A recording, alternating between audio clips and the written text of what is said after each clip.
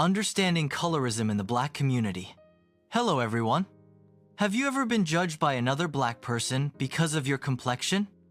It's bad enough when it's done by another race, but it hurts more when it's your own. Today, we're going to talk about a deeply rooted issue that still affects the Black community: colorism. For you younger people, this might not be a thing because of your open mind. For the older people, it caused a lot of division and low self-esteem. Colorism affected a lot of things like dating, getting jobs, and being accepted in organized groups, to name a few. Some people often get it confused, but colorism is not the same as racism. It's a form of prejudice or discrimination where people are treated differently based on the shade of their skin, even within the same racial or ethnic group. In short, the closer to white you look, the more privileges you're likely to receive. And the darker your skin, the more likely you are to face bias, even from your own community. Let's dig into where this came from, how it operates, and the top 5 reasons why colorism still persists today. To fully understand colorism, we have to go back to slavery.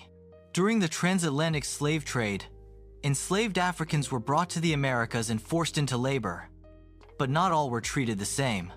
Lighter-skinned Black people, often the result of SA between white slave owners and enslaved women, were sometimes given perceived privileged roles. They were made house slaves, working indoors, cooking, sewing, or serving guests. Darker-skinned Black people were typically forced to work in the fields under harsh conditions. Don't think for 1 minute that the lighter-skinned women had it easier because they were so-called privileged. They continued to be SA by the white slave owners.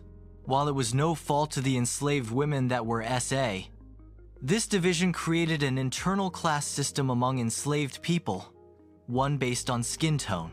And although the system was built by white supremacy, it planted a painful seed of division that still grows today.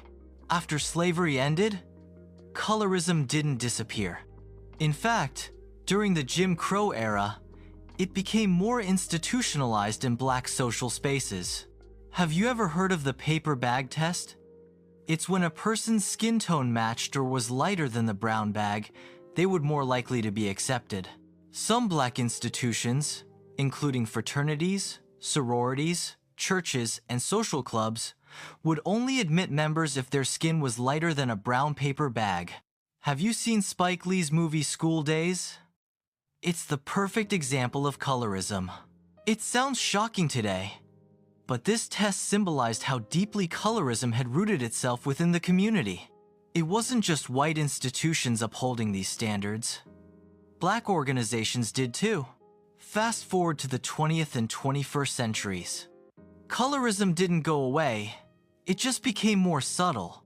In magazines, movies, music videos, and TV shows, lighter-skinned Black people, especially women, were often portrayed as more desirable, beautiful, or successful.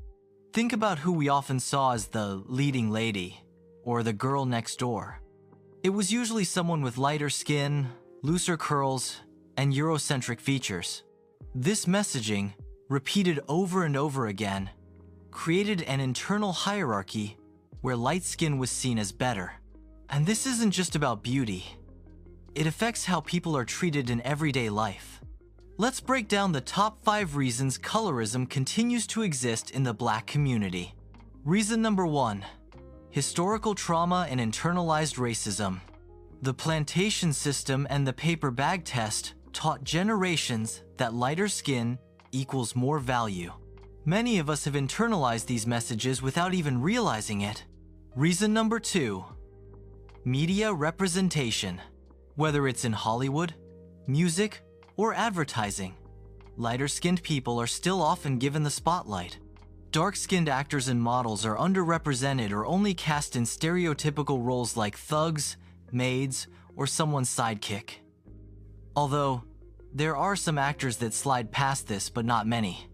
Reason number 3. Global influence of Eurocentric beauty standards.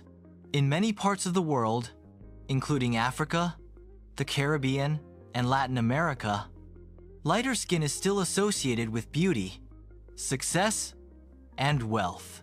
This has led to a billion-dollar skin bleaching industry, which some of our idols have participated in. This behavior has furthered self-hate and low self-esteem. Number 4. Social privileges and access studies have shown that lighter-skinned Black people tend to receive better treatment in healthcare, the justice system, education, and employment. That's not a coincidence. That's colorism in action. People of fair skin have always received better treatment. Number 5. Lack of education and dialogue. Many people don't even know what colorism is. And even within the Black community, there's often discomfort in addressing it. This silence allows it to persist. You may or may not know, but colorism creates division and perpetuates inequality within our own community. Dark-skinned children, especially girls, often grow up feeling less beautiful, less valued, and less heard. And while we celebrate Black as beautiful, we still have to ask, is all Black truly being celebrated equally? Here's the good news. We can unlearn colorism.